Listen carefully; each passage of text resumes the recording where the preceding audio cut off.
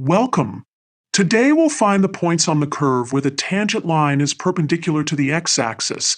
Given the equation y squared equals x squared times quantity a minus x, let's break this down step by step.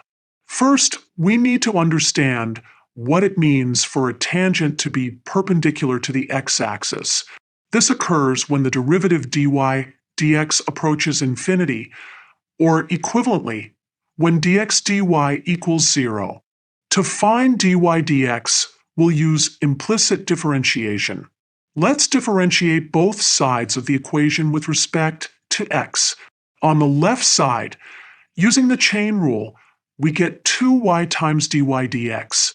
On the right side, we use the product rule to get a minus x times the derivative of x squared plus x squared times the derivative of a minus x, simplifying the right side.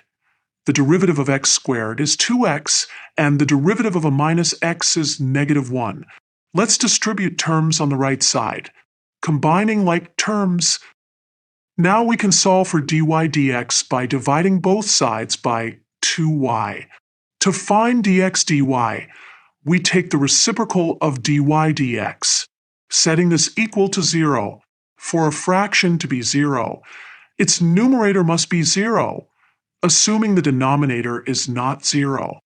Therefore, y must equal 0, substituting y equals 0 back into our original equation. Solving this equation, x squared times quantity of minus x equals 0 means either x equals 0 or a minus x equals 0.